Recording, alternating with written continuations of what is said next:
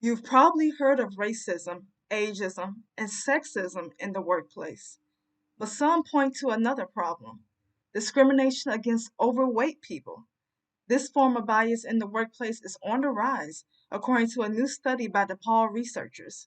It's illegal to discriminate against someone because of their race or gender, but there are no laws protecting people from being discriminated against due to their weight. Some feel society has normalized and some would condone this form of bias.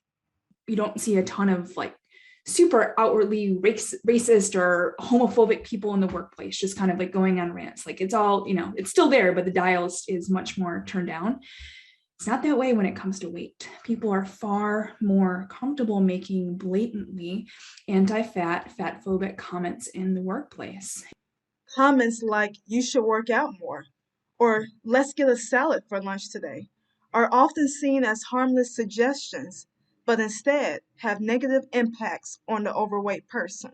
Shame does not inspire action. It's not like I'm in a larger size body, somebody shames me for my size at work, and then all of a sudden, um, I do all of these health behaviors I wasn't doing before, and I'm magically transformed into this ideally thin person.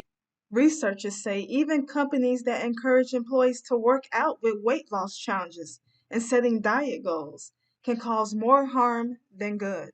Organizations who have weight loss challenges, organizations who are pushing their employees to take even X number of steps per day or eat in a particular way. They are saying that the embodiment of health is engaging in these particular activities. But I don't know, like, is your organization able to really say that the number on the scale is truly the embodiment of health in your life? It seems like a very black or white moralistic judgment. I spoke to a person with weight problems who has chosen to remain anonymous on her experience working in the film industry. She says her boss not only overlooked her for promotions she felt she deserved, but also only casted thin actors for their projects. He was the one picking all the people and saying, "Oh, maybe this person should act instead." He tried to make it seem like we were really the ones picking them, but in reality, we weren't. It was him telling us, "Okay, I think this person would be the better lead, don't you?" And She says she didn't realize until looking back on her work there that they rarely casted overweight people. at the time, I didn't realize. I just sort of happened to notice when the finished products were made that nobody was ever heavy in those films.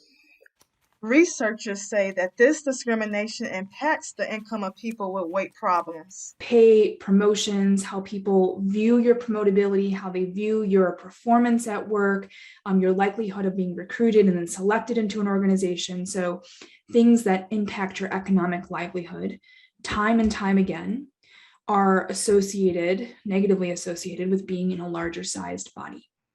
Another study by the Center for Creative Leadership found that top managers with a high body mass index were judged more harshly and seen as less effective than their similar colleagues by their peers, both at work and in interpersonal relationships. Researchers say companies can start including weight as part of their diversity, equity, and inclusion training. They all say that organizations need to make sure that their hiring and promotion practices ensure that talent, not body size, is the primary driver of decision making. For Good Day to Paul, I'm Lanita Brooks.